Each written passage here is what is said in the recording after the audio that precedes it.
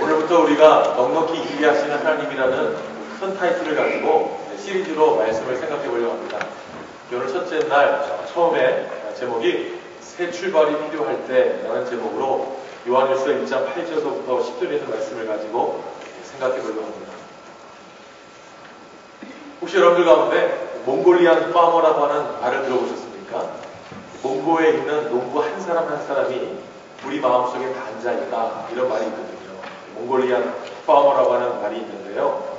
이 말은 스탈린이 소련을 통치할 때에 쓰였던 말입니다. 왜 이 말이 쓰였는가 하면 무고한 사람, 죄가 없는 사람들을 누명을 씌워가지고 그가 하지 않은 행동에 대해서 자백을 받기 위해서 하나의 신문 방법으로 사용했던 것이 이 몽골리안 파머, 몽골 농부라는 이런 용어였습니다. 그 어떤 것이었냐 하면 사람을 잡아다가 신문을 할 때에 분위기 좋은 곳에다가 이 사람을 데리고 오게 합니다. 그리고 나서 이 신문하는 사람이 이 탁자 위에 빨간 버튼을 보여주면서 이 버튼을 누르면 너는 자유로워진다. 이 버튼을 누르고 너가 나갈 때 우리가 10,000루블을 너에게 줄 테니까 너는 이 버튼만 누르고 나가면 돼 라고 이야기합니다. 그러면 그 한 사람이, 끌려온 사람이 제가 이 버튼, 빨간 버튼을 누르면 어떻게 됩니까? 라고 이야기하면 이 고문관이 이렇게 이야기합니다. 네가 이 빨간 버튼을 누르고 나가면 너는 자유함을 얻고 너는 10,000루블을 얻지만 이 버튼을 누르는 순간에 저 몽골 쪽에 있는, 우리가 점령한 나라 중에 하나인 저 몽골 쪽에 있는 한 농부는 죽게 된다 라고 이야기하는 겁니다.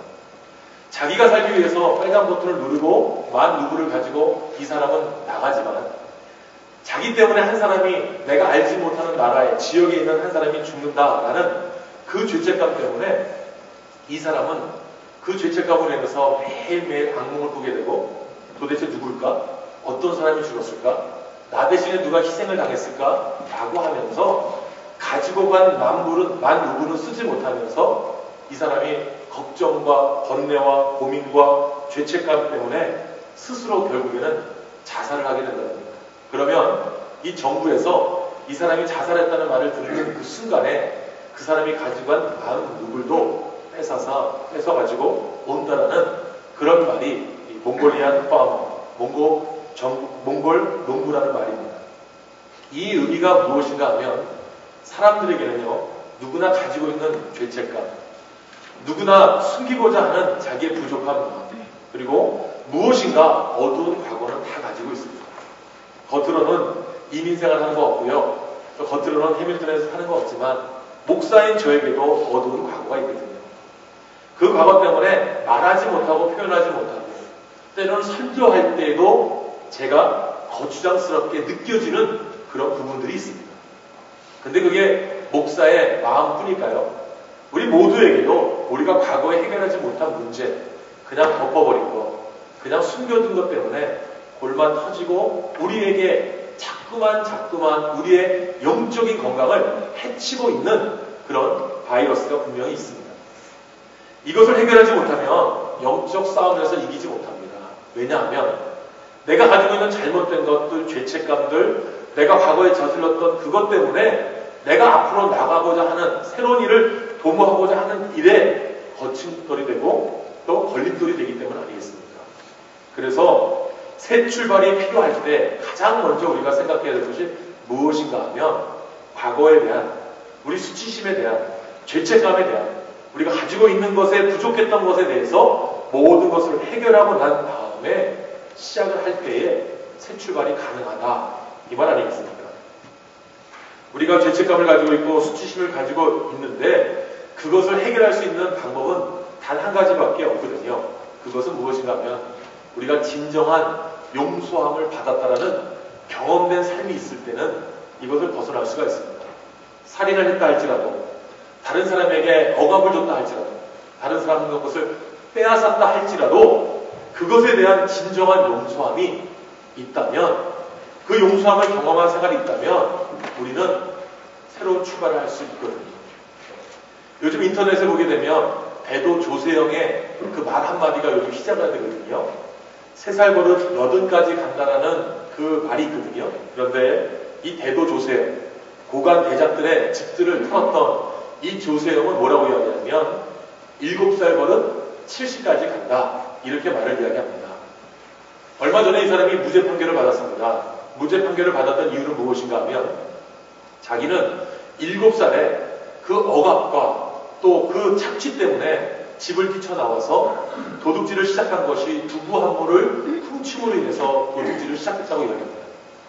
그런데 자기는 자기가 이 도둑질을 하면 할수록 자기는 사람을 때리거나 사람을 죽여서, 다시 말하면 강도를 통해서 자기는 도둑질한 게 아니라 자기는 있는 사람들, 부유한 사람들, 뭔가 부잣집을 지나가면 여기에 뭔가 있을 거라고 하는 그 끌리는 못 때문에 자기는 도둑질을 했다. 그러면서 얼마 전에 강도 상해죄로 이 사람이 고발을 당하고 형무소에 잡혔거든요. 이 사람이 주장하는 것은 그겁니다. 나는 도둑질을 했어도 사람은 죽이지 않았고 사람을 다치게 하진 않았다. 내가 7살 버릇이 70까지 왔지만 나는 절대로 사람에게는 해를 끼치지 않았다. 그래서 그것을 인정받고 무죄 판결을 받았다는 겁니다. 사랑하는 여러분, 내가 과거에 어떤 죄를 져서 그 죄에 대한 형벌을 받고 그 형벌에 대한 값을 치는 것은 당연한 것이지만 그것이 끊임없이 습관화가 되어서 7살 버릇이 70까지 간다고 말할 그런 시자되는 말을 만들어 놓는다는 것은 잘못된 거 아니겠습니까? 계속 반복되는 죄를 지음을 통하여서 이 사람이 목사가 되고 이 사람이 갱생위원이 되고 이 사람이 대학교에 가서 강의를 했다 할지라도 나이 70이 넘어서도 범죄자의 이름에 올라가고 또 그 사람의 죄가 드러남을 통해서 사람들에게 걸림돌이 되는 모습을 볼 때마다 이 사람의 출발이, 새로운 시작이 과연 새 출발이었는가? 우리가 그것을 생각해 볼 수 있는 거 아니겠습니까? 그런데 우리 믿음을 가진 사람에게는요, 이 새 출발이 가능한 게 있지 않습니까? 그거는 예수님께서 우리 죄를 용서해 주시고 하나님께서 우리를 예수 그리스도의 보혈의 피로 새롭게 하심을 통하여서 우리가 새 출발할 수 있는 근거를 만들어 주시고 조건을 만들어준 거 아니겠습니까? 특별히 오늘 요한에서 1장 8절부터 10절 말씀을 보게 되면 우리가 용서함을 체험받고 우리가 새 출발하기 위해서 우리가 가장 먼저 해야 될 두 가지를 먼저 이야기를 합니다.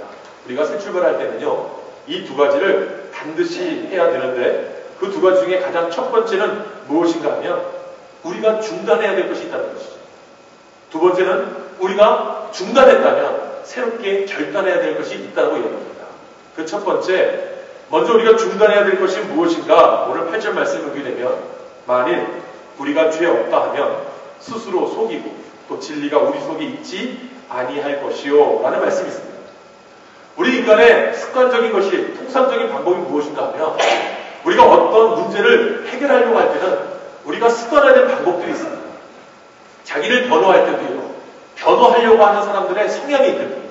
또 자기가 어떤 일에 대해서 해결자로 나설 때는 그 사람이 해결하는 방법이 있습니다.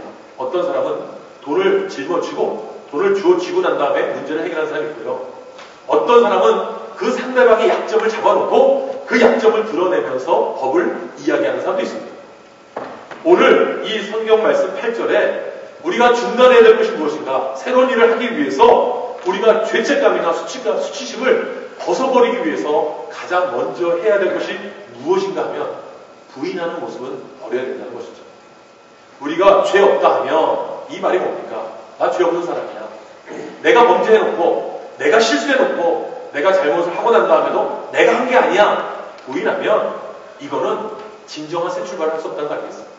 또 하나, 스스로 속인다.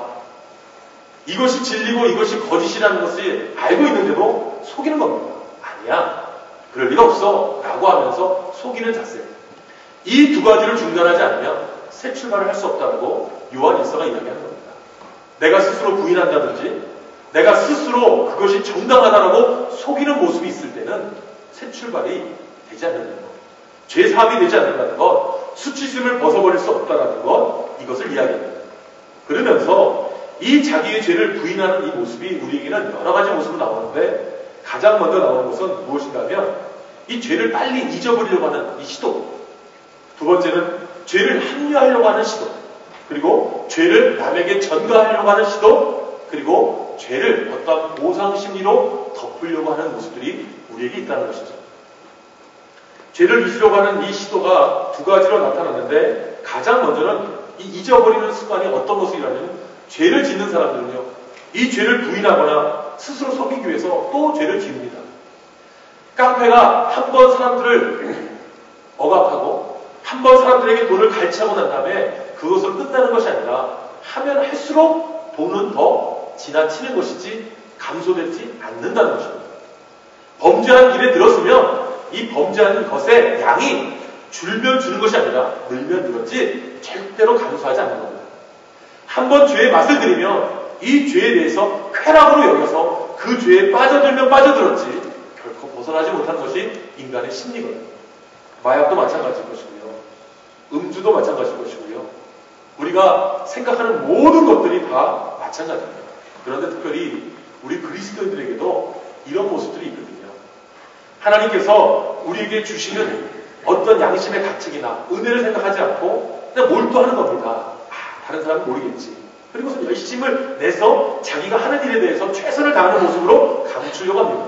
그런데 중요한 것은 그것이 다른 사람들에게 인정받을 수 있을지 모르겠지만 하나님 앞에서 본인 스스로는 속이는 것이 되고 부인하는 것이 된다는 겁니다. 때로는 많은 사람들이 자기를 합리화하려고 합니다. 누구나 다 할 수 있는 일, 까짓거 내가 실수해서 한번 넘어졌는데 뭐 어때? 이런 말들. 사랑하는 여러분, 그럴 수 있죠. 한 번 실수는 명가지 상사 이런 이야기 하지 않습니까? 한 번 실수를 통해서 경험했다면 다시는 그런 일을 범하지 않으면 되고 다시는 그 일에 대해서 몸담거나 손담거나 발담되지 않으면 되는데 습관화되면서 누구나 할 수 있는 일이야. 한 번쯤이면 돼 라고 한다면 이건 회개가 이루어지지 않는 거 아니겠습니까? 또 다른 것은 전가하는 겁니다. 이 전가는요, 우리 믿는 사람들이 이렇게 해야 됩니다. 아담도 범죄했는데 또 선지자들도 범죄했는데 다윗도 범죄했는데 사도들도 범죄했는데 우리가 얼마나 완벽하다고 우리가 실수하는 건 있지 않아? 이렇게 이야기합니다. 그러나 중요한 것은 얼마나 진정한 회개가 있고 또 얼마나 진정한 하나님 앞에 대해 눈물의 고백이 있었는지를 생각해 봐야 되는 거 아니겠습니까? 또 보상 심리가 있죠. 우리가 절에 가면 사람들이 1000번제라는 걸 합니다. 10번씩, 1000번씩 여러분 한 번씩 내려가서 손을 하늘에 올리면서 자기의 모든 정성을 다해서 합니다. 2000번째 절을 합니다. 사람들이 생각할 때는 도저히 할 수 없는 일을 보상받는 거죠. 내가 고통을 인내하고 내가 이 수고함을 통해서 내가 부처한테 빌면 우리 부처님은 나에게 도움을 주실 거야 라고 하면서 절을 합니다. 이 보상심리입니다. 또 어떤 사람은 자기가 범죄한 걸 가지고 다른 사람들에게 그것을 보상하죠. 일명 도둑들이 홍길동 신드롬 있지 않습니까? 가지고 있는 사람한테 뺏어서 가난한 사람한테 준다. 좋은 거죠. 그러나 남에게 빼앗고 자기 것 아닌 것을 주는 그 자체가 범죄 아닙니다. 이런 보상 심리를 통해서 나아갈 때 하나님께서는 우리에게 뭐라고 말씀하시냐? 만일 우리가 우리 죄를 자백하면 저는 미쁘시고 의로사 우리 죄를 사하신다. 새 출발을 하기 위해서 우리가 우리 자신을 속이거나 또 부인하는 것이 아니라 스스로 고백하고 자백할 때에 하나님은 미쁘시고 의로우사 우리 죄를 사해 주신다. 이것이 진정한 용서와 이것이 진정한 시작을 위한 전진기지가 아닌가 생각해 보게 됩니다. 죄를 자백한다는 거 쉬운 게 아니거든요. 한국에서 요즘 이 자기의 과거를 들춰내서 아주 이름이 올라가는 유명한 영화배우가 있습니다. 지금 이름은 강신성일인데 원래 이름은 신성일이라고 하는 사람입니다. 이 사람이 맨발의 청춘이라는 이런 드라마를 찍어서 유명해지지 않습니까? 영자 뭐 이러면서 했던 그런 모습도 기억나십니까? 청바지 깃대 딱 올리고 멋있는 모습으로 오늘 뭐 이러면서 이야기하는 거 나오지 않습니까? 그 강신성이라는 사람이 자기가 한때 아나운서 유명한 여인이랑 자기가 사랑을 했고 그 여인이 자기의 아이를 뵙다가 중절을 했고 뭐 이런 이야기를 갖다가 한국일보라는 신문에 칼럼에다가 냈다는 겁니다. 그것을 읽은 지금 현재 부인, 첫 번째 부인이자 지금까지 강신성이를 도왔던 어맹란이라고 하는 여자가 뭐라고 이야기합니까? 이 사람 정신 지금 이상하다는 거죠. 왜 쓸데없는 이야기를 해가지고서는 이렇게 분란을 일으키느냐?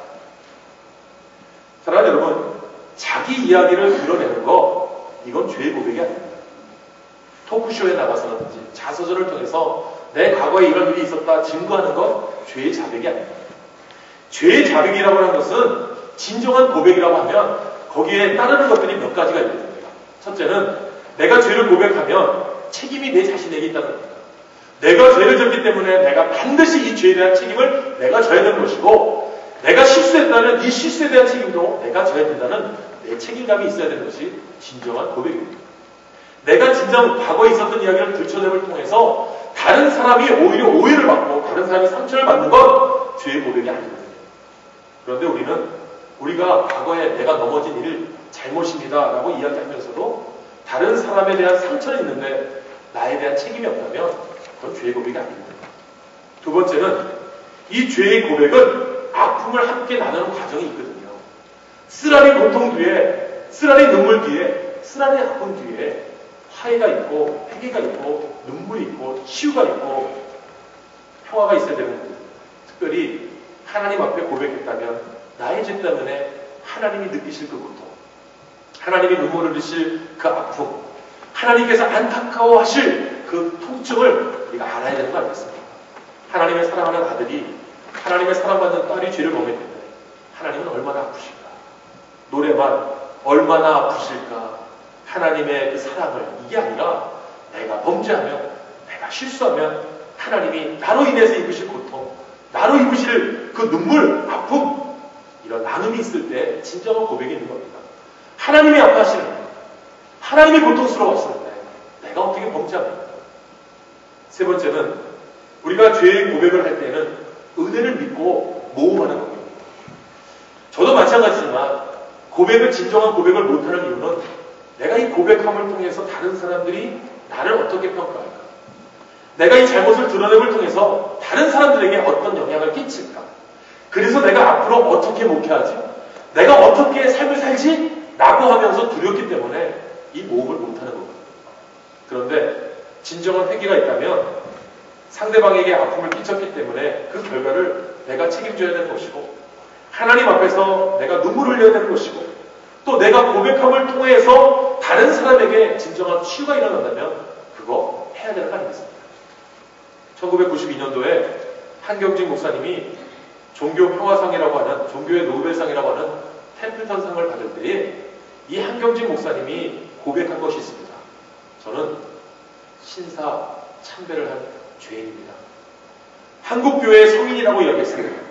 많은 사람들이 한경직 목사가처럼 청빙한 삶, 결백한 삶, 믿음의 삶 어떻게 삽니까? 이야기했습니다. 근데 그분이 마지막 때에 템플턴상을 받으면서 저는 신사참배한 죄인입니다. 이 고백 한마디에 많은 교회 목사님들이 눈물을 흘렸습니다. 한경직 목사님 같은 분이 나는 죄인입니다 고백했는데 나는 뭔가? 나는 저분보다도 못하고 나는 저분보다 성실하지 못했는데 나는 어땠는가? 그런 눈물의 고백이 있었거든요. 얼마 전에 한 2년 전인가요? 한기총에서 조용기 목사님, 이만신 목사님, 또 여러 목사님들이 나는 죄인입니다 고백을 했습니다.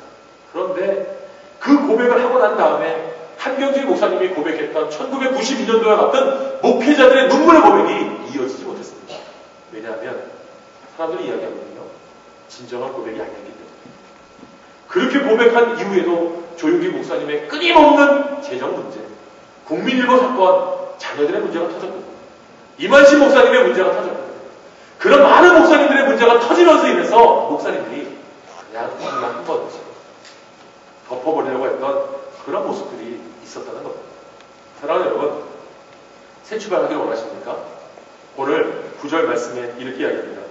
만약 우리가 우리 죄를 자백하면 저는 미쁘시고 의로우사 우리 죄를 사하시며 모든 불의에서 우리를 깨끗하게 하신다. 사랑하는 여러분, 오늘 우리가 하나님 앞에서 우리 자신이 새 출발하기를 원하신다면 과거의 것에 대해서 담대함을 가지시고 털어버리는 그런 역사가 우리에게 있어야 될 줄 믿습니다. 자꾸만 과거를 생각하면서, 자꾸만 과거의 일들을 생각하면서 오늘 내가 사로잡혀 있으면 새 출발하지 못하는 겁니다. 새 출발하려고 발을 내밀려고 할 때도 은혜가 오는 것이 아닙니다.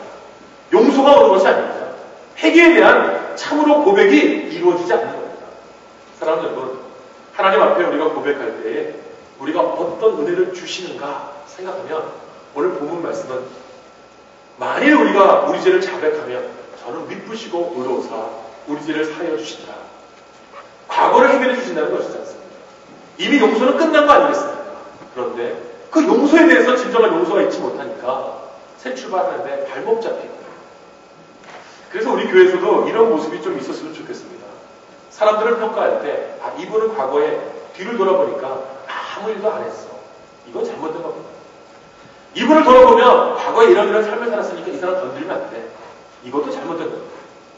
이제 앞으로 새 출발을 할 때는 또 우리 교회에 대해서 이야기할 때도 마찬가지입니다.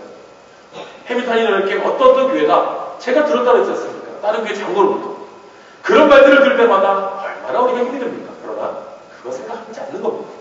그렇다면 우리가 진정한 회복이 있어야 되겠고 회개가 있어야 되겠고 진정한 발전이 있기 위해서는 과거에 대한 모든 것 떨쳐버리는 겁니다. 저도 그러고 있거든요. 듣지 않으려고 합니다.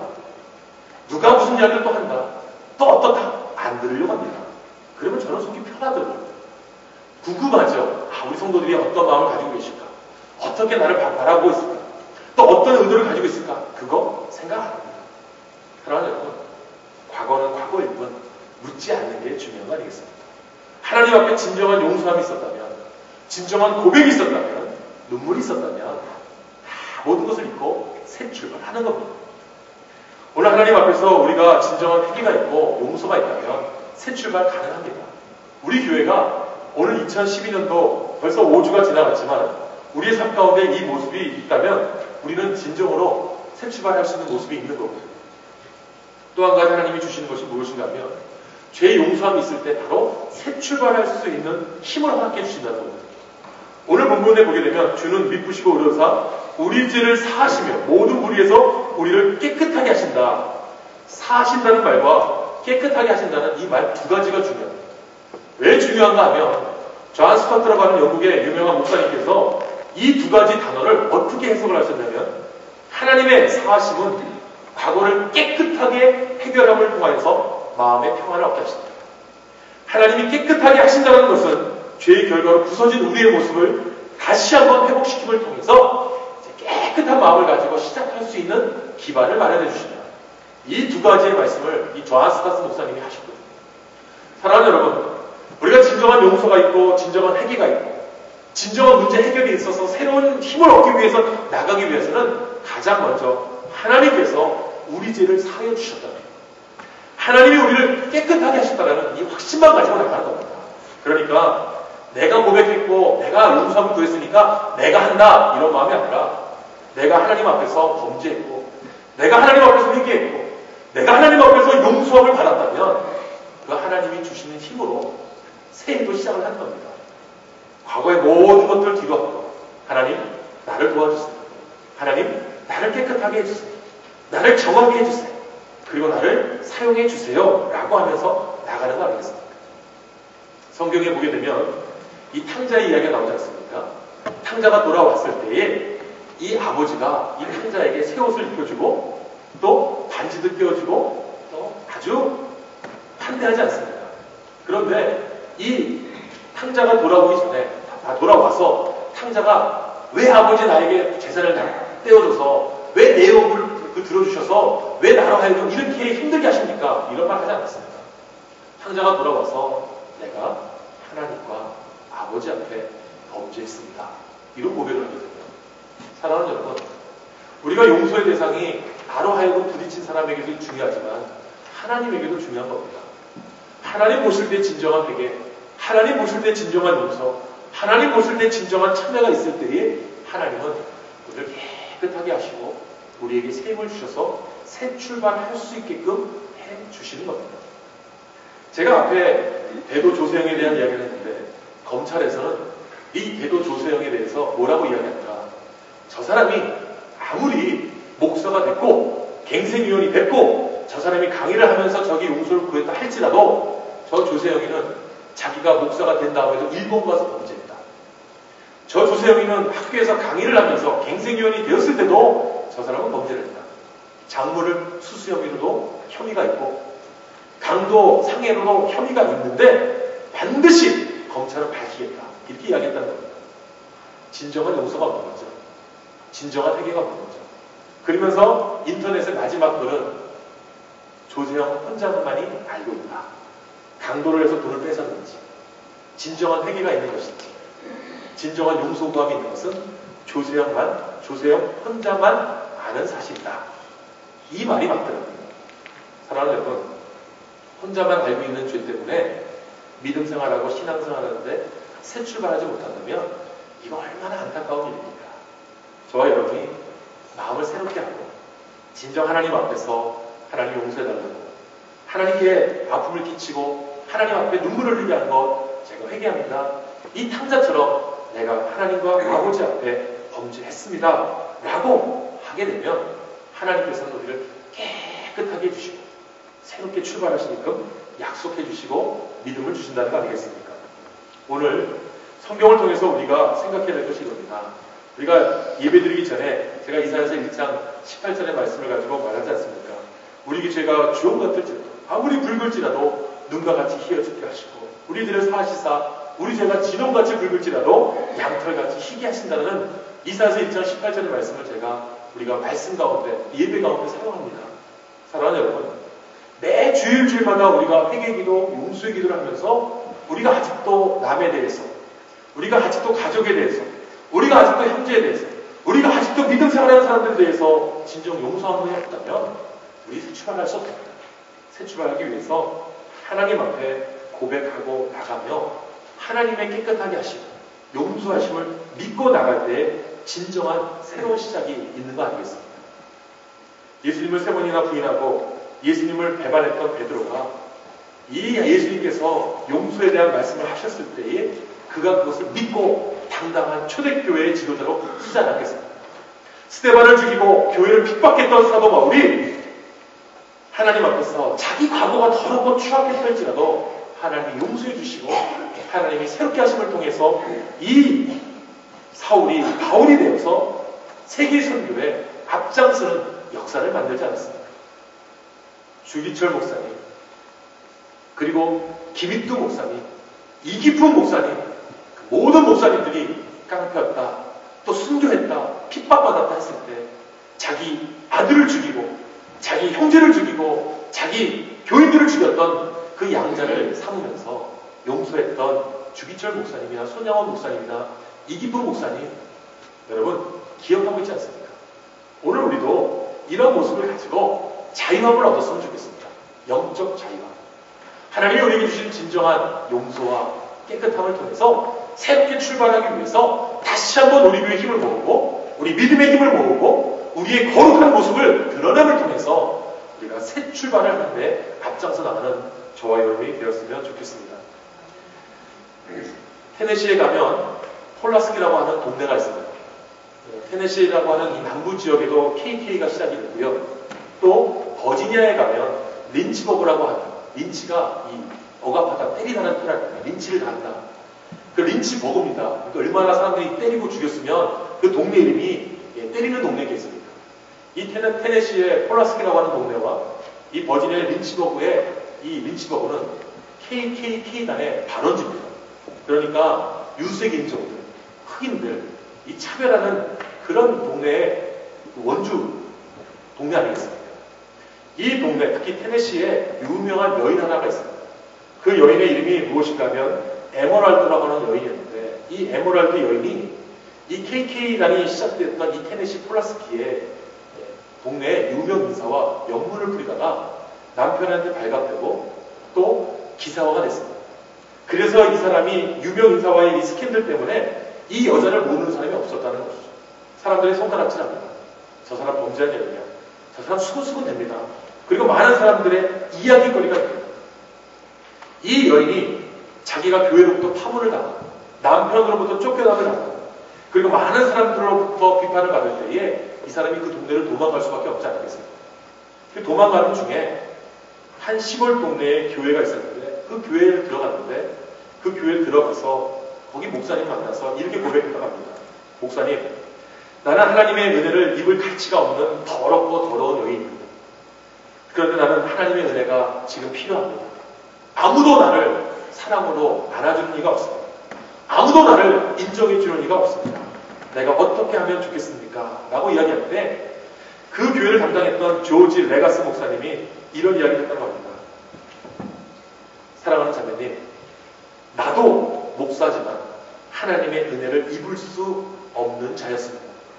하나님이 나를 사랑해 주시고 하나님이 내가 용서함을 구할 때에 하나님은 나에게 은혜를 주셨고 용서함을 주셨고 회복을 주셨습니다.